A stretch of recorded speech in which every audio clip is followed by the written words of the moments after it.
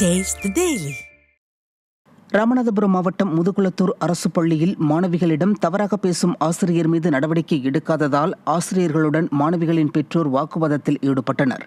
முதுகுளத்தூர் அரசு மேல்நிலைப் பள்ளியில் பணிபுரியும் ஆங்கில முதுநிலை ஆசிரியர் சரவணன் என்பவர் 12ஆம் வகுப்பு படிக்கும் மாணவிகளிடம் ஆபாசமாக பேசுவதாகவும் தவறாக பேசுவதாகவும் மாணவிகள் குற்றம் சாட்டியுள்ளனர். இதுகுறித்து பலமுறை மாணவிகளின் பெற்றோர்கள் புகார் பெட்டியிலும் தலைமை ஆசிரியரிடம் புகார் அளித்தும் இதுவரை எந்த நடவடிக்கையும் எடுக்கவில்லை என கூறி பெற்றோர் ஆசிரியர்களிடம் வாக்குவாதத்தில் ஈடுபட்டனர். இதையடுத்து பள்ளியில் சிஇஓ மற்றும் டிஇஓ ஆகியோர் மாணவிகளிடம் விசாரித்தனர்.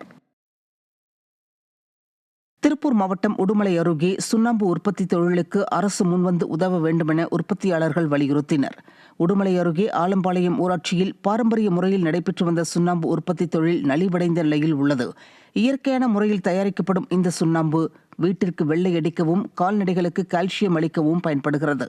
சுண்ணாம்பு உற்பத்தியில் 50க்கும் மேற்பட்ட சூளைகள் இருந்த ஊரில் தற்போது 3 சூளைகள் மட்டுமே இயங்கி வருவதாக தெரிவிக்கின்றனர். அழிவின் விளிம்பில் உள்ள இந்த தொழிலை பாதுகாக்க பொங்கல் போன்ற பண்டிகை நாட்களில் சுண்ணாம்பை ரேஷன் கடைகளில் வழங்க வழிவகை செய்ய வேண்டுமென ஸ்டாலின் அரசை வலியுறுத்தினர். 50 குடும்பம் இங்கே தொழில் பண்ணிட்டு இருந்ததுங்க. இப்போ ரொம்ப நலிவடைஞ்சதுனால இந்த ஒரு 2-3 குடும்பம் தான் இந்த 4-5 வருஷம் பண்ணிட்டு இருக்கிறோம்.